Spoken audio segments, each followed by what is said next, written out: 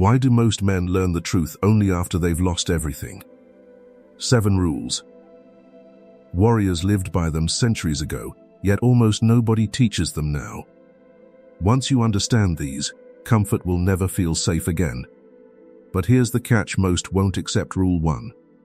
It demands something painful: giving up who you've become. A man named Marcus stood at that exact edge, unaware his entire world was about to break. If you've ever felt stuck, unseen, or quietly disappointing yourself, stay. This story is for you. Let's begin with rule 1. Marcus woke up at the same time every morning, in the same apartment, doing the same routine he'd followed for 6 years. Nothing ever changed. He liked it that way, or at least, that's what he told himself. Coffee, commute, desk, home, sleep, repeat. The pattern felt safe, predictable, almost comforting in its numbness. Comfort had become his cage, though he didn't know it yet. Centuries earlier, Mongol warriors trained their bodies for hardship long before they ever faced an enemy. Cold nights, empty stomachs, endless riding across brutal terrain. Genghis Khan didn't build an empire by seeking ease, he built it by mastering discomfort until it lost its power over him. Rule 1. Comfort is the enemy, not danger.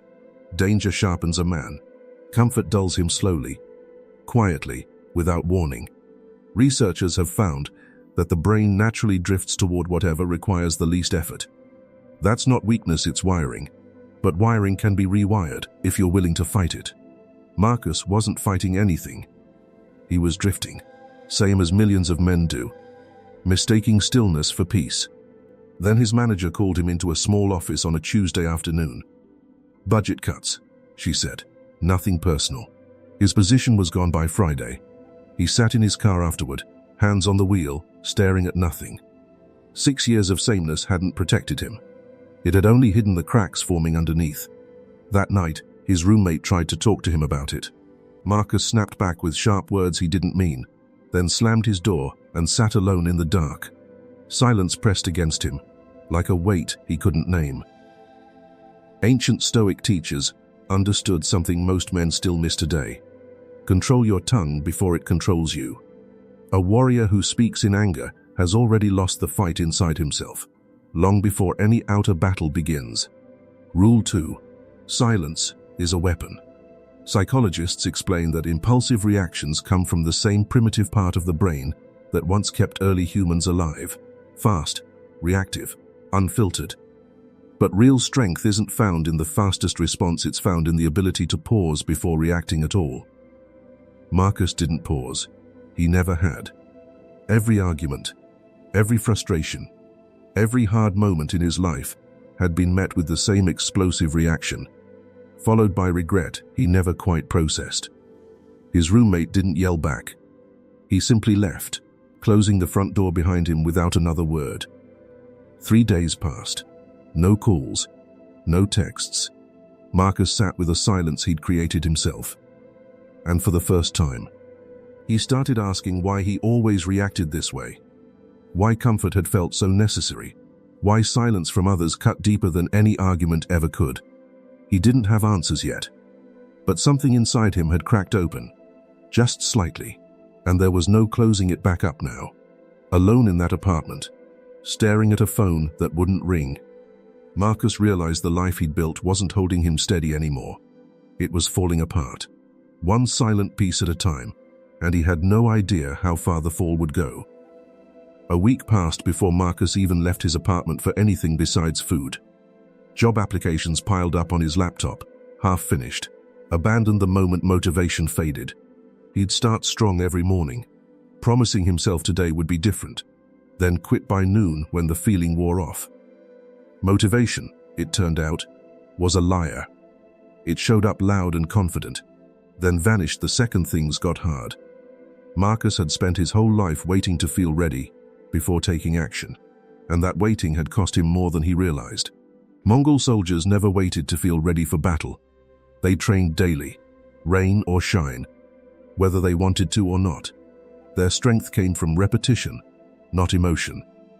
Genghis Khan built loyalty and discipline into his men, long before any war required it. Because he understood something simple: feelings are unreliable, but habits aren't. Rule 3. Discipline beats motivation. Behavioral scientists describe this using something called identity-based habits, the idea that lasting change doesn't come from forcing willpower, but from becoming someone whose actions align naturally with who they are. A disciplined man doesn't fight himself every morning. He simply acts, because that's who he's chosen to be. Marcus tried anyway, chasing motivation like it might return if he just wanted it badly enough. It didn't. He set alarms he ignored. He wrote goals he abandoned within days. Each failed attempt chipped away at whatever confidence he had left, until trying itself started to feel pointless.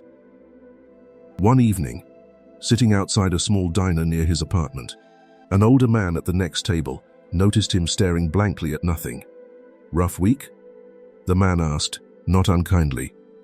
Marcus barely looked up. "Rough life," he muttered. The man introduced himself as Dale, a retired veteran who'd spent 20 years learning the hard way that feelings couldn't be trusted in combat or anywhere else. He didn't lecture. Instead, he asked one question that stuck with Marcus long after Dale had paid his bill and left. "What do you do on the days you don't feel like doing anything?" Marcus had no answer. That silence told him everything. For years, he'd built his entire life around feeling ready first, never realizing readiness was something built through action, not waited for like weather. Discipline wasn't about big dramatic effort. It was about small, boring consistency showing up especially when he didn't want to. That night, Marcus set one alarm. Not for a job application, not for exercise, just to wake up and make his bed, nothing more. Small, almost embarrassingly small, but when morning came, he did it anyway, motivation completely absent. No excitement, no burst of energy, just movement, one small action proving he could still choose something over nothing. It wasn't transformation yet. It wasn't even progress, really not in any way he could measure. Still, something had shifted quietly inside him, a crack of light in a week that had otherwise felt like drowning. Dale's question echoed louder than any pep talk ever could have, and for the first time in longer than he could remember, Marcus wanted to find out what his own answer might become. Making his bed became a habit within a week.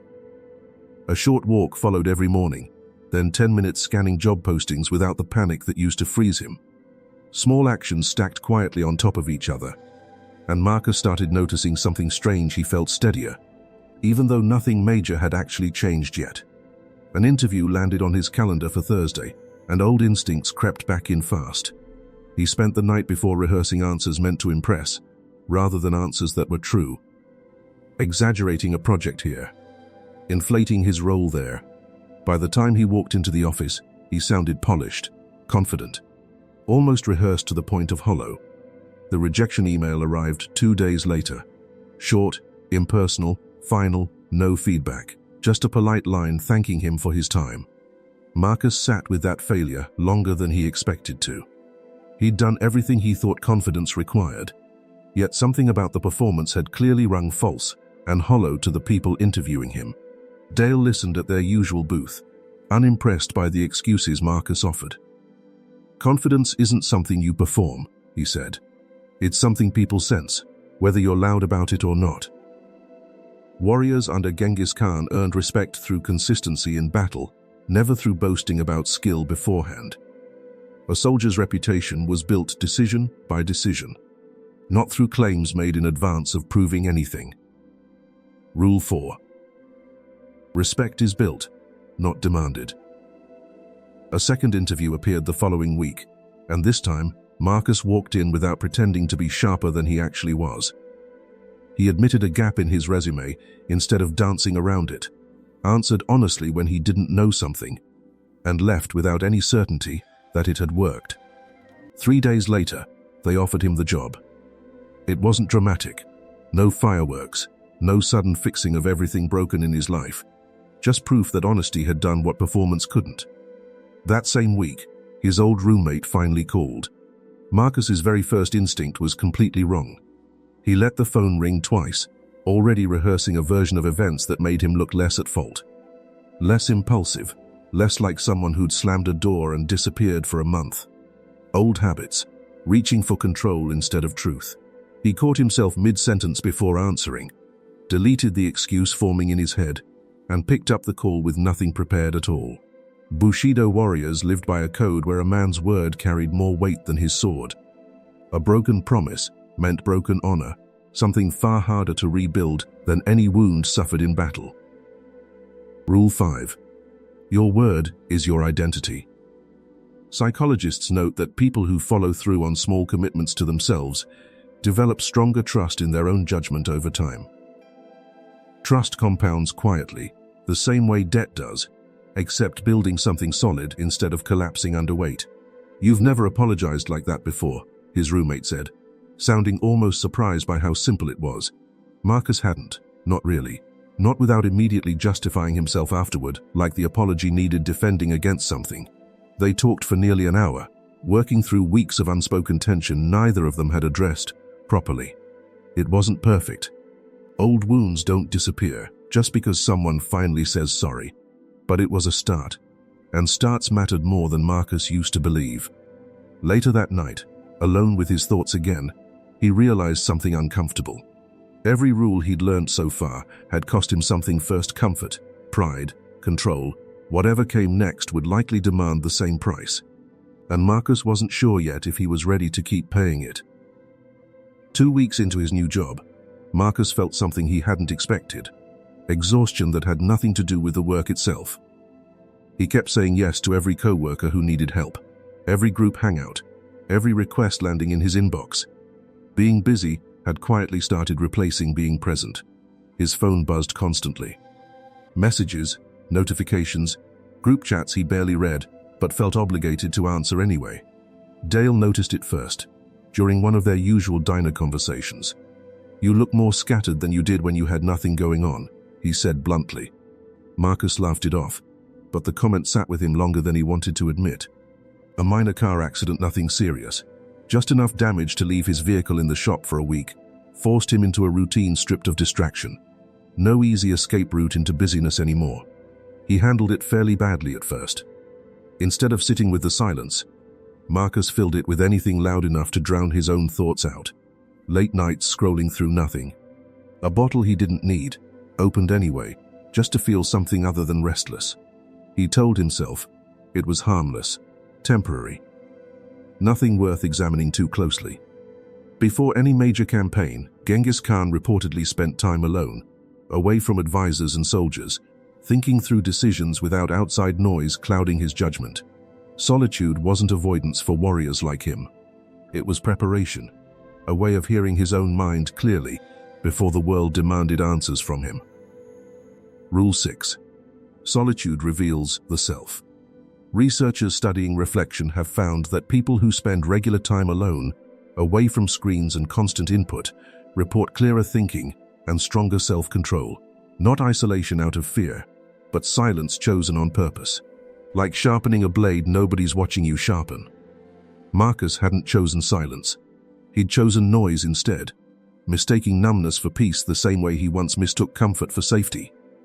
By the third night, hungover and irritated for no clear reason, he caught his own reflection in the bathroom mirror and didn't recognize what he saw staring back. Tired eyes. A stranger wearing his face, repeating an old pattern he thought he'd already broken. That single moment scared him more than losing the job ever truly had. He poured out what remained in the bottle, turned off his phone completely, and sat on the floor of his apartment, with nothing to distract him. Just silence. Uncomfortable and unfiltered. Exactly the thing he'd been avoiding through busyness and noise alike. Old memories surfaced first. Regrets he'd buried under constant motion started rising, uninvited and impossible to ignore. Why had he stayed so long in a life that felt hollow? Why had comfort mattered more than actually living? By morning, something had shifted. The discomfort softened into something closer to clarity.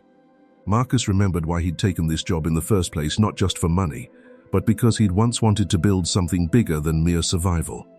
He'd forgotten that reason somewhere between the old apartment, the wasted nights, and years spent avoiding anything real. Sitting alone on a park bench that Thursday evening, phone left behind on purpose, Marcus finally asked the question he'd been avoiding since Dale first posed it weeks earlier. What did he actually want? Underneath all the noise he'd used to drown the answer out, an image came to him slowly, building something of his own one day, teaching others what he'd learned the hard way, turning his mess into something useful instead of hiding it. Faint, unformed, but unmistakable, the first real direction he'd felt in longer than he could remember. Weeks after that night on the park bench, Marcus started small again, the same way he had with making his bed 1 hour a week, researching what it might take to teach others someday. Nothing dramatic, just quiet consistency building underneath the surface. He didn't wait for confidence to arrive first. That lesson had already cost him enough. Eager to move faster, Marcus posted a long, unfiltered message online about everything he'd learned: comfort, silence, discipline, respect, honor, solitude, hoping it might resonate with someone besides himself. It didn't land the way he imagined. A few comments mocked the tone, calling it preachy, like he was selling something nobody asked for. Marcus stared at his phone afterward, the old urge to disappear creeping back in. Quiet, but familiar. Maybe he wasn't ready. Maybe none of this was actually his to teach.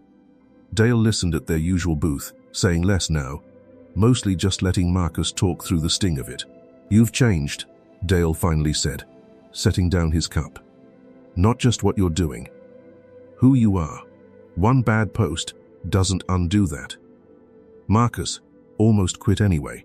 He nearly deleted the post, nearly convinced himself silence was safer than being misunderstood in public. A man who tries to meditate quits the first time it feels difficult. A man who becomes a meditator doesn't need motivation, because meditation is simply part of his identity now, not a task fighting against him. Rule 7. Becoming beats trying. Genghis Khan didn't try to be a leader when circumstances first demanded it. He'd already become one, long before an empire required proof. Identity always precedes results, never the other way around, no matter how badly people wish it worked backward. Instead of deleting the post, Marcus left it up and wrote something shorter the following week, less polished, more honest, admitting he was still figuring things out himself. That one landed differently. A stranger replied saying it was the first thing that had actually made sense to them in months. His old roommate noticed the shift too, mentioning one night how different their conversations felt compared to a year ago. No more explosive reactions, no more silence used as punishment, just honesty, delivered calmly, even when the topic was uncomfortable. Then came the real test. An old friend from years earlier resurfaced, someone who'd once mocked Marcus for being predictable, boring, stuck in a life too small for him. That same friend now wanted advice, curious about the changes he'd clearly noticed from a distance. Old Marcus would have either bragged about it or shrunk away from the attention entirely. New Marcus simply told the truth. 7 hard lessons, learned slowly, mostly through failure rather than success. Word spread quietly after that. A few co-workers asked questions. A cousin reached out about his own stagnant routine. Marcus kept writing, not because he had it all figured out, but because he finally understood something worth sharing honestly. The empty apartment that once represented comfort now felt different entirely, not a cage anymore, but a foundation. The same 4 walls, completely transformed by the man living inside them. He thought back to that version of himself sitting frozen in his car after losing his job, believing stillness had been protecting him all along. It hadn't. It had nearly buried him. Comfort, silence, discipline, respect, honor, solitude, identity. 7 rules that once felt abstract now lived inside him. No longer lessons he was studying, but truths he'd simply become. And for the first time in longer than he could remember, Marcus wasn't waiting for his life to start. He was already living it. Marcus learned 7 brutal rules. Genghis Khan lived by something even deeper, the principle that turned discipline into identity. We haven't uncovered that yet. The next lesson reveals it. Click the next video